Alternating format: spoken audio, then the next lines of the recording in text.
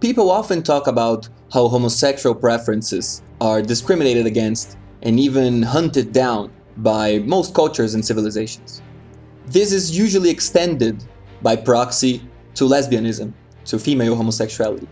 I believe this is false. I believe even though there has been, of course, always discrimination against a woman who didn't want to be a mother, I believe lesbianism itself is in fact promoted, deliberately promoted by the process of civilization.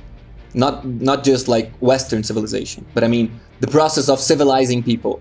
That the more civilized a culture is, the more it probably will have traits that foster lesbianism.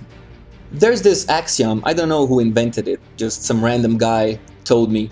The idea is that a civilization will be more advanced if their women aren't easy.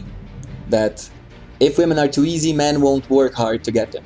They won't do anything, they won't have motivation. And of course, this is not science. But it is a vague idea that I think most people would agree with. It seems self-evident, and maybe you guys disagree, tell me on the comment section. I think it makes sense. But my idea is to take this a step further. And I think this is just more evident now because of female freedom. Imagine civilizations that did foster, that deliberately tried to make women love men more. Who taught them from the start to like men as much as possible. Somehow. Maybe, imagine we had that science. Women wouldn't have to be bribed. You wouldn't have to give them stuff. You may say this is the fault of the amount of men who are willing to give women stuff in exchange for their love. So there's a lot of guys available, and then it increases the amount of stuff each guy has to give the woman in exchange for her love. But I think the main cause is behind that. The fact is, the more civilization fosters hatred, despise for men and women, the harder the men will have to work to please their women. So it is really it is in the interest of progress that women are completely unhappy with men all the time. Women that are happy with their men are bad for civilization and progress. I mean, I'm not saying there are two ways of approaching this. I'm not saying that we have to do this because it will be better in the future. I'm not going that route. I'm saying something else. I'm saying what we are now is the result of what happened for so long, and what happened for so long was this. So this is why things are like this now. I mean, and I'm not saying we have to make women harder to get. That's not my point. Another reason why I think this is true is think of the problem of male jealousy. Because we can't ever be sure that the son is ours. Only the mother knows, and even sometimes she doesn't know. The reason why civilizations where a woman doesn't belong to the man basically never worked is because there's no way of securing the legitimacy of the child. So you see that the main problem that society had to solve is not how to make women like men, but how to make them not do stuff with other men. And the best way to do this is by fostering love for women and hatred for men. So there's another reason. So the main reason to make men work harder to please women, making society improve, in the sense that imagine a society where women were easy and then another society where women were hard. Where the women were hard, men worked harder, they made a better society. They go there, attack and destroy the civilization of the guys who were having an easy life. Didn't have to invent great things to please their women. And not just to please, but to impress. I think that's one of the things that is important. Women cannot be easily impressed by men. If they are, then we don't have to do much. So it has to be really, really hard to impress them, to advance society. Of course, this can go wrong in many ways. And now we also have this other reason, which is the best way to control the biggest problem of the stability of male-female relationships. One of the biggest problems of social stability in primitive societies is the thing of who possesses which women. Giving men control over their women is only half of the deal. The other half, at least, will be make women not want men in general, because the man doesn't need her to love him. He just needs access. So you exchange resources for the access.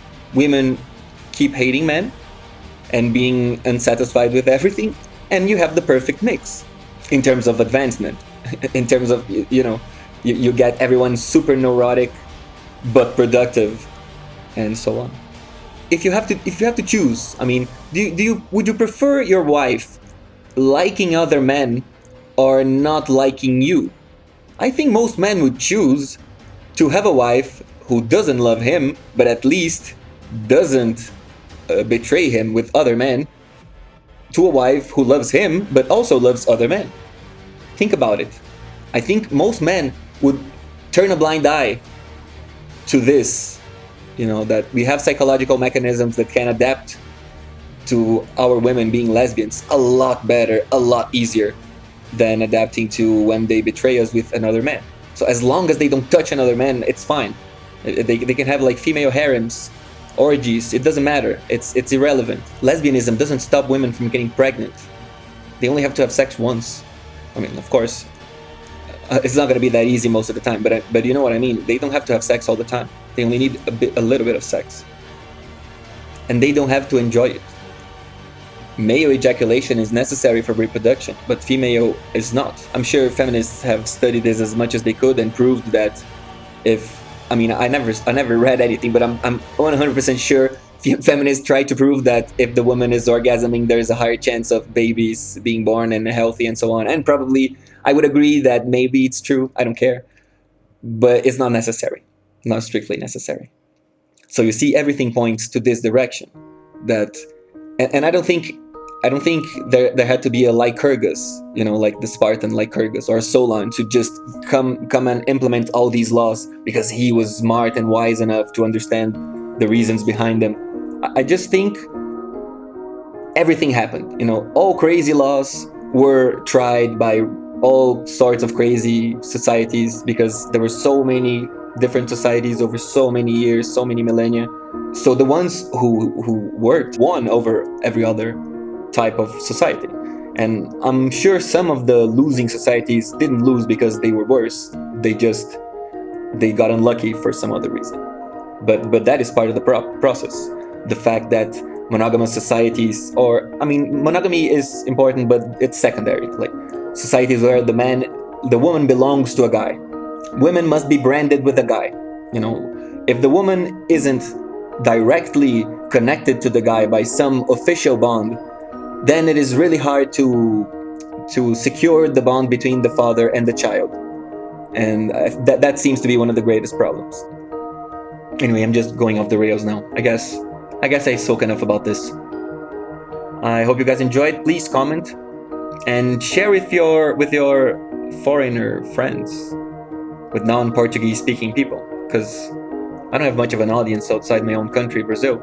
It would be nice if I had some international people listening to me, making their questions, influencing my thoughts. So thanks again, and I'll see you next time.